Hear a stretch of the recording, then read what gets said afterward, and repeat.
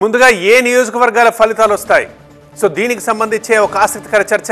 ఆంధ్రప్రదేశ్లో కొవ్వూరు నరసాపురంలో తొలి ఫలితం రావచ్చు ఈ రెండు నియోజకవర్గాల్లో అత్యల్పంగా 13 రౌండ్లలో కౌంటింగ్ జరగబోతుంది సో ఫస్ట్ ఈ రెండు నియోజకవర్గాల ఫలితాలు మనం ఇవాళ చూడొచ్చు ఇక గరిష్టంగా భీమిలిలో 26 అమలాపురంలో 27 రౌండ్లు జరగబోతున్నాయి సో ఇక్కడ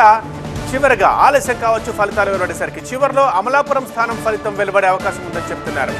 ఎంపీ స్థానాలు చూసుకున్నట్లయితే రాజమండ్రి నరసాపురంలో తొలి ఫలితం వస్తుంది ఎందుకంటే ఈ రెండు స్థానాల్లో 13 రౌండ్లోనే లెక్కింపు పూర్తయిపోతుంది ఇక ఈవీఎంలలో ఒక్కో రౌండ్కి 20 నుంచి 25 నిమిషాల సమయం పట్టే ఛాన్స్ ఉంది సో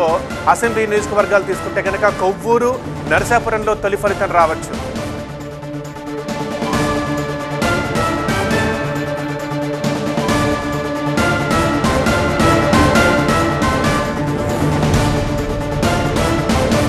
ఇక 8 గంటలకు పోస్టల్ బ్యాలెట్ 8:30 నుంచి ఈవీఎంల లెక్కింపు మొదలు పెడతారు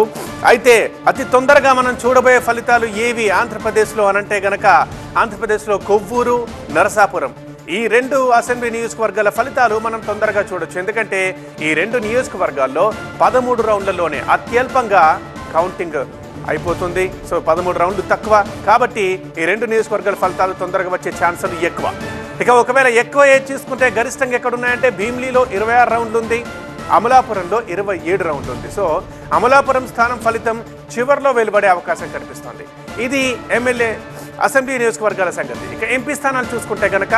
రాజమండ్రి నరసాపురంలో తొలి ఫలితం రావచ్చు ఎందుకంటే రాజమండ్రి అయినా సరే నరసాపురం అయినా సరే ఈ రెండు స్థానాల్లో 13 రౌండ్లలోనే లెక్కింపు పూర్తవుతుంది ఇక ఈవీఎంలలో ఒక్కో రౌండ్కి 20 నుంచి 25 నిమిషాల సమయం పట్టే అవకాశం ఉంది